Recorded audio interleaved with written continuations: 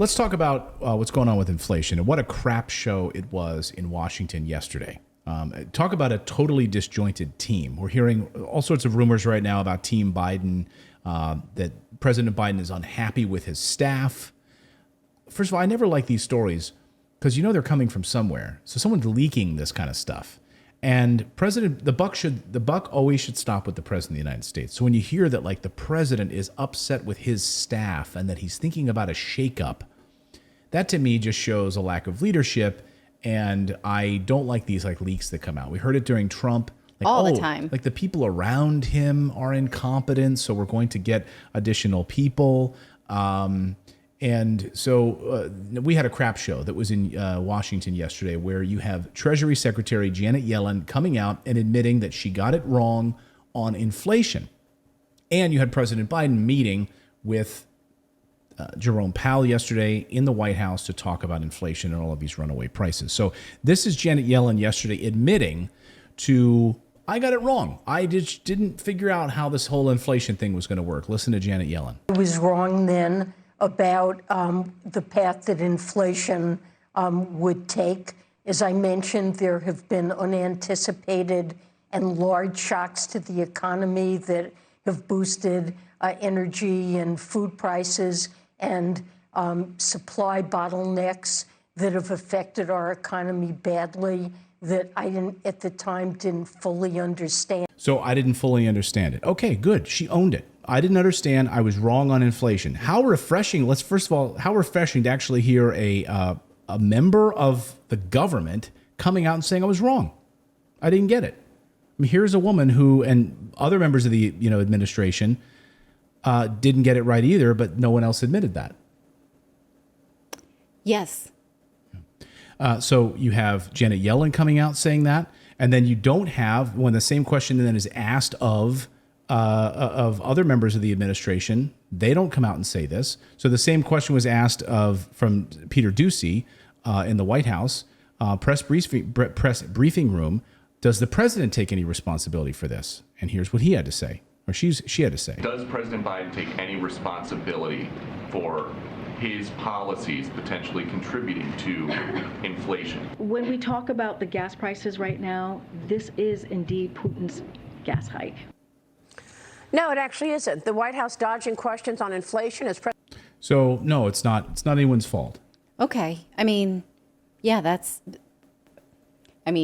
we already had this in the Trump administration. I take no responsibility, right? Nope. Right. This is kind of it's hard to even expect that of them, but at least we got at one person saying that they took responsibility for not understanding it. Although, again, she's a finance expert. She probably should have understood that government spending usually leads to inflation, and that these were unusual economic times that were going to be more severe than normal economic times due to the pandemic, right? Due to brewing conflict internationally. So, okay. I mean, I don't know. Is it apology accepted? That's okay. You miscalculated, but your job is to be the main calculator. Well, and then you also had, but she already said this. She gave all sorts of statements ahead of time about this, that no, the indicators aren't there. This is not going to happen. The same thing. Jerome Powell said this. But at the time, we took them to task and said, that doesn't make sense. Like, that's not what the econ books teach us. What advanced models do you see that the rest of us don't see?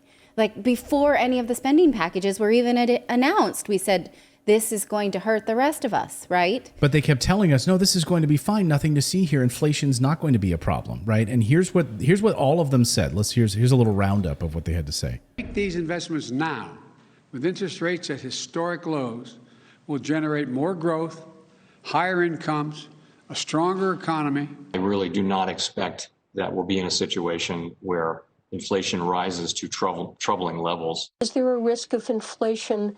I think there's a small risk, and I think it's manageable.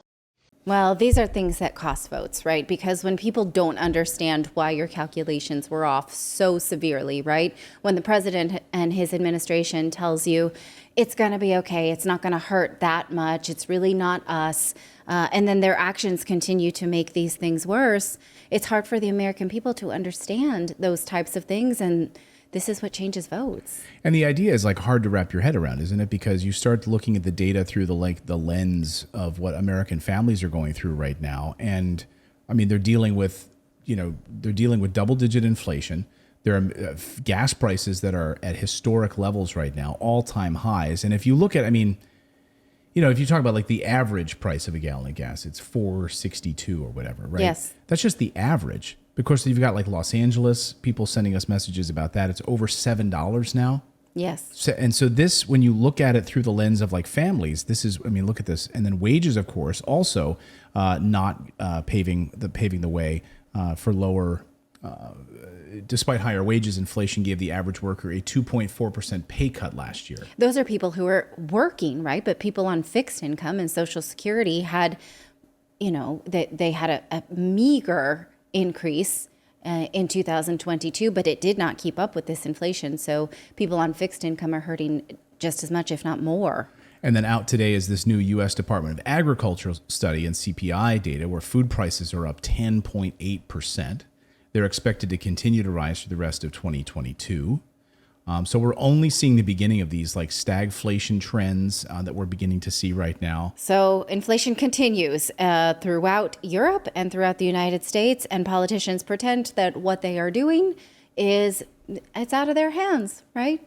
They can't do anything about it. So just buckle down. Thank you so much for subscribing to our channel. We've been banned, we've been blocked, we've been censored. That's why we started our own website to stay connected with you for free.